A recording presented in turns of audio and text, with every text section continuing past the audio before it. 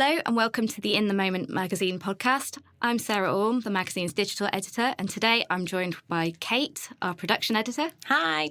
And Charlene from Trika Yoga. Hello. And today we're going to be talking about the issue of competitiveness in yoga. So let's start with you, Charlene. So Charlene, if you don't know her, is a yoga teacher, and she's also a regular columnist for our magazine. And she was talking to us recently about the problem of competitiveness in yoga. So, Charlene, can you tell us a bit about what you've noticed as a teacher? Hello, everyone. Yes. So it's quite an interesting topic because yoga, everyone comes to it not trying to be competitive, but it's quite interesting that the more people practice yoga and the more get used to it they get with all the postures, competitiveness does start to creep in, particularly more with the dynamic classes. And you get some interesting ways of trying to manage it or tell people in class to calm down and remind them that it's really not about that. It's not another sport. But I think that's quite difficult for people to remember that, particularly in our society now where you feel you have to win something. And we had an interesting thing with a kids class, and a little boy came in and he was 5. And at the end of the class, he asked the teacher, "So how do I win this game?" And she was like, no, you don't really win. And then he was a bit upset about that. So it starts from such a young age that you think you join something in a group to win. So yeah, it's interesting to notice that. Yeah, so is that something that you've noticed with adults as well then? Completely. You get a lot of people maybe huffing and puffing in class or swearing a little bit because they're annoyed, but less so, I would say they're mainly competing with themselves. So that's where they get frustrated. Then they're hardly really competing with anyone else. But if that happens, that's mainly with guys in a class. If a guy sees another guy doing something they can't do, they get more frustrated at themselves. It's quite interesting. Okay, so it's more about people being competitive with themselves then? I would say, yeah. I've definitely noticed that in my practice because I've come to yoga. I've been done yoga quite a long time, but once I've started weightlifting, I've come to yoga a lot more.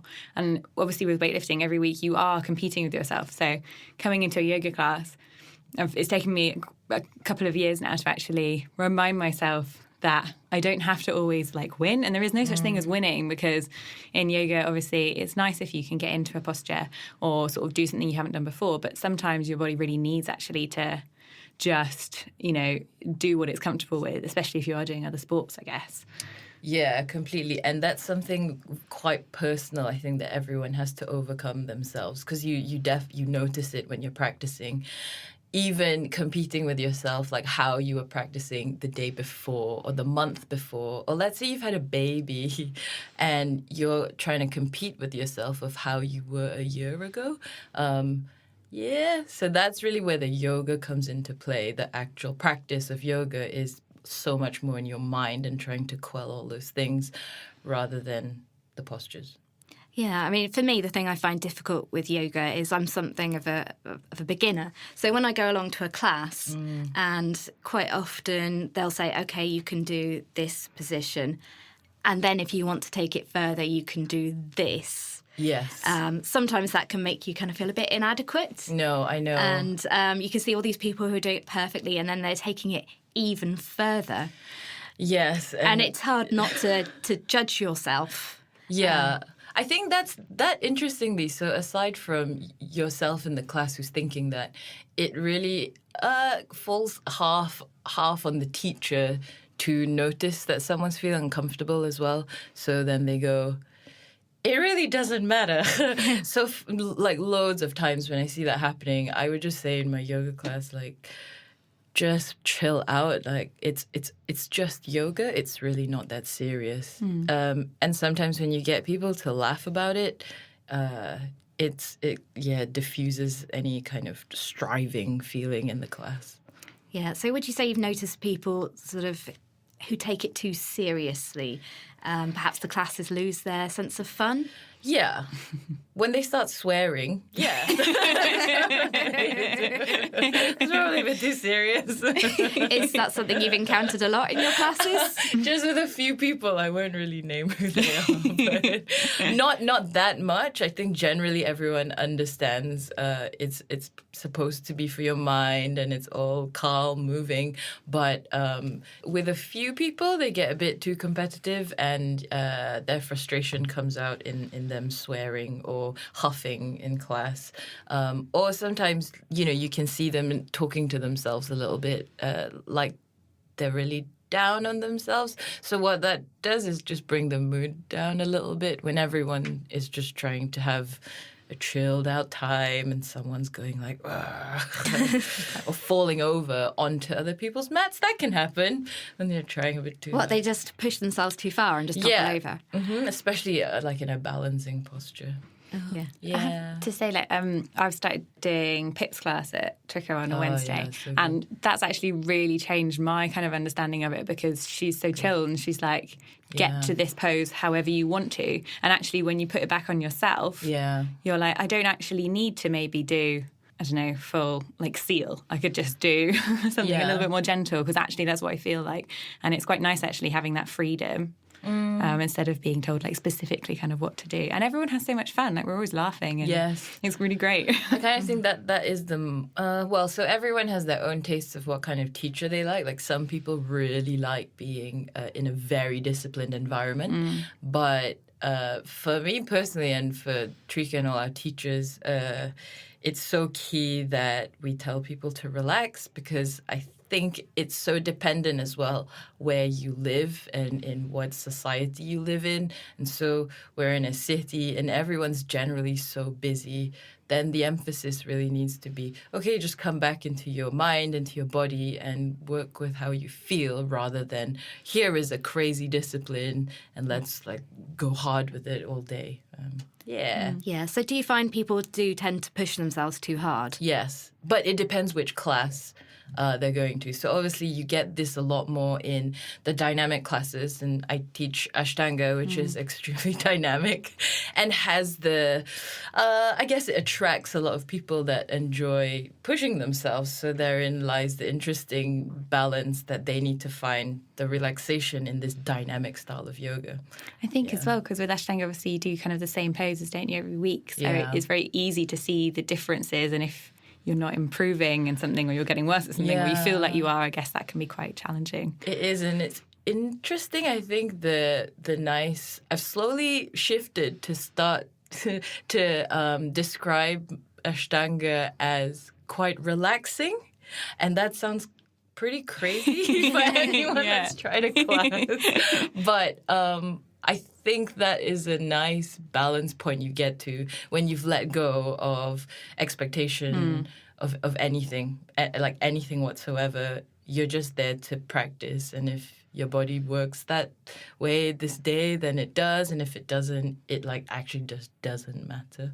Yeah. So do you have any tips for people sort of to accept their own limitations and abilities and to stop them pushing themselves too far? Constant reminders, I think, from the teacher, but then you're right, it does boil down to yourself as well. And so all you can do is try and aid that and perhaps notice when someone has the tendency to revert to being pretty stressed out or push themselves too hard and try and work things in, like relax or make it a bit more jovial.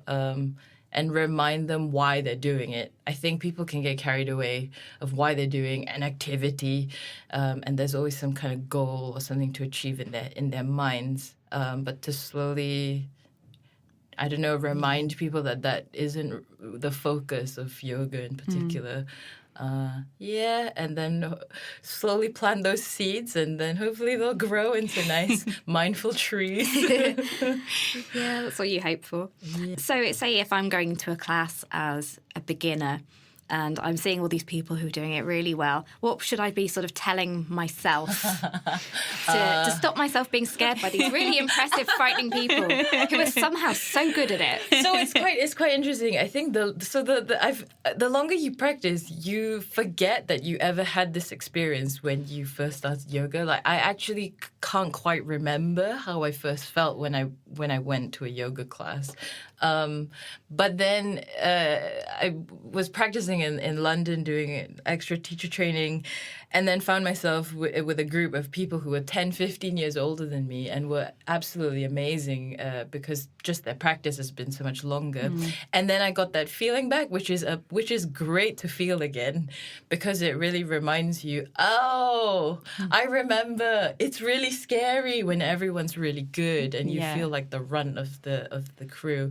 But I think just changing your mindset about that feeling and maybe, reminding yourself, okay, actually, instead of this being a pressured situation that I need to perform to someone else's standards, see it as almost like you can take the weight off you, because you can't do that. So let's just do what we can do. And it's all about your mindset. I'm not sure how you would remind yourself. Maybe just stop looking. We put some blinkers on and just stare at your mat.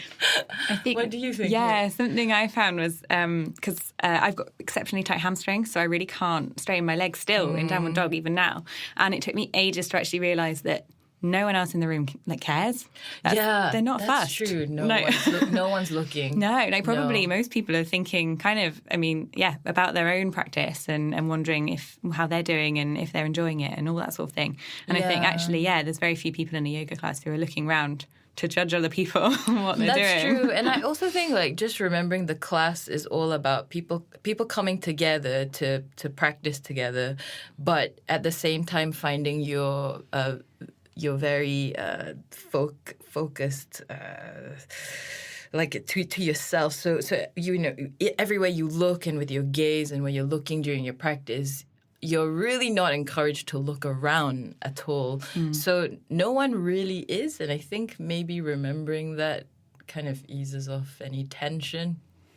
Yeah, I think it's just one of those things that when you start, you're very aware of what other people are doing, and it can be very difficult to focus on you. True. Yeah. Something actually and I'm sure it did scare me at first, and maybe this isn't good advice, but something I started doing was, because I used to find it scary when I'd go at the back because I was a beginner, and I'd always go at the back, and then you can see this entire room full of people doing something better than you. So I started putting myself at the front on the one side, because then all I can see is the teacher, really, and I can't be looking behind me, and it's actually... that really helped me, although it was scary at first. So we get a lot of that.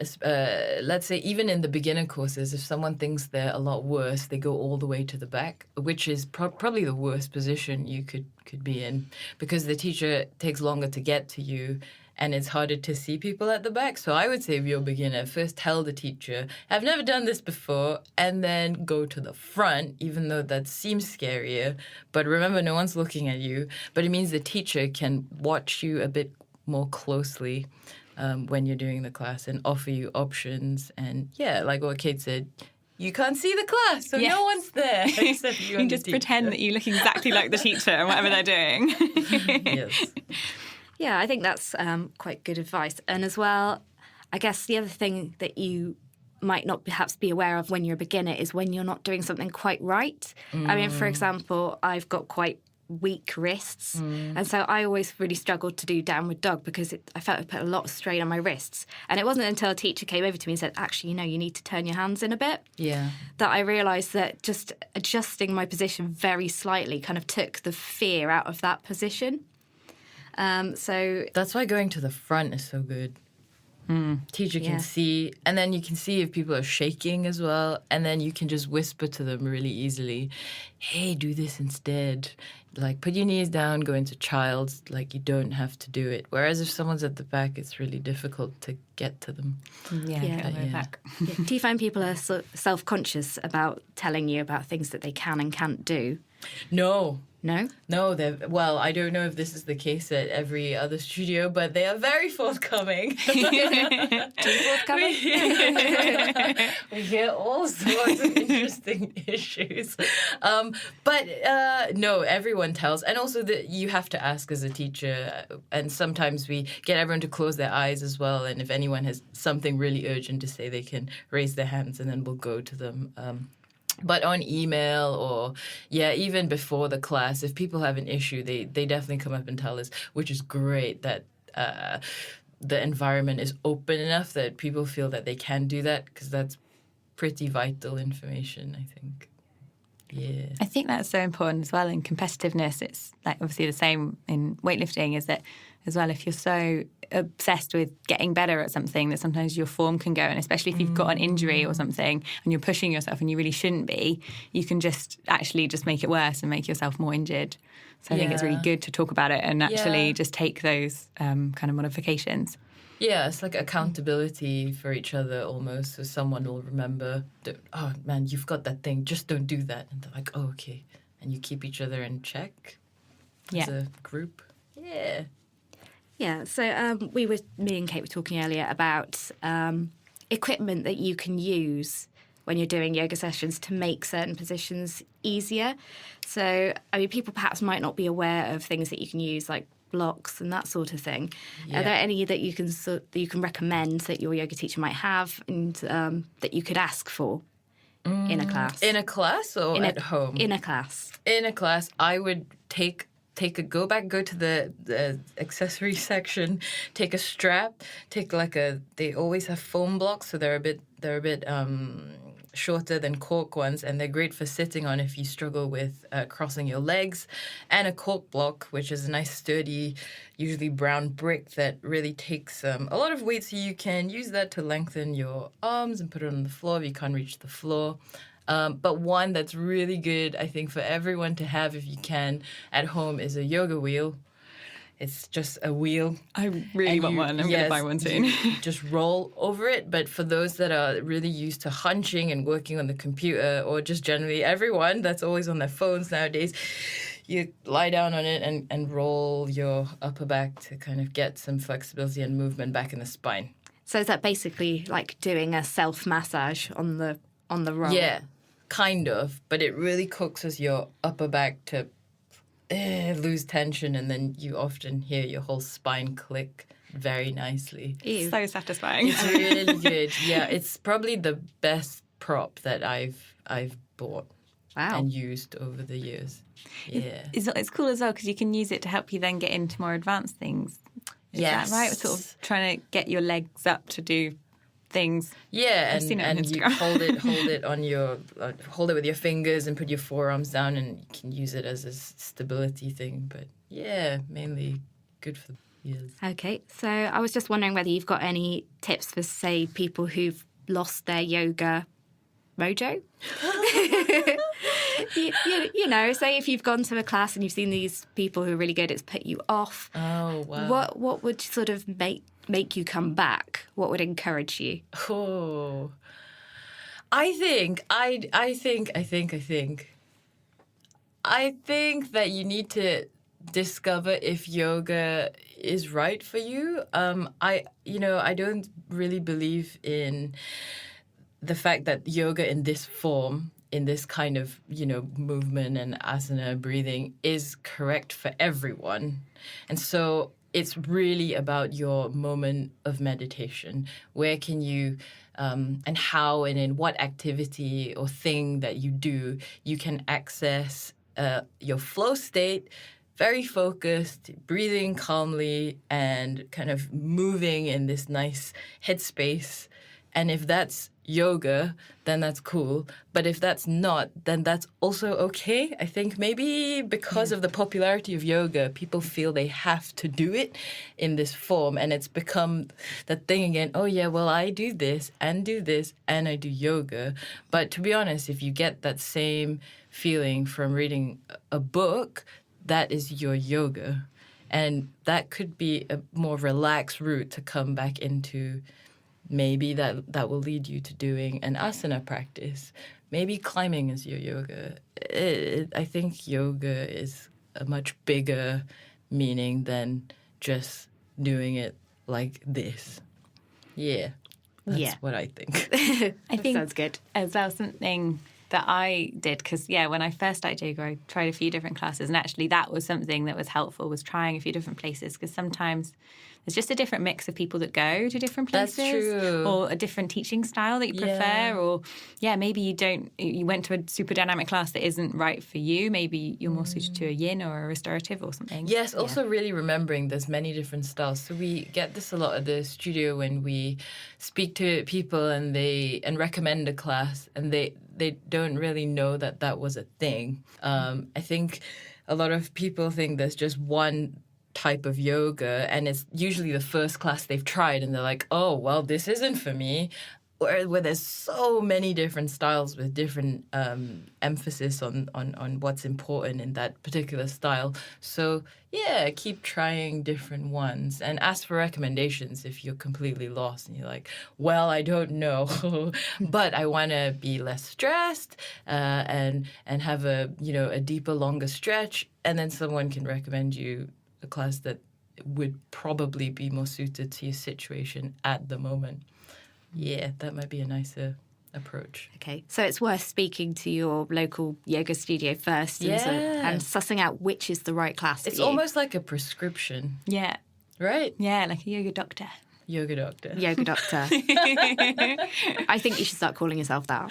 That's so presumptuous. But sure, MD. MD yoga. Right.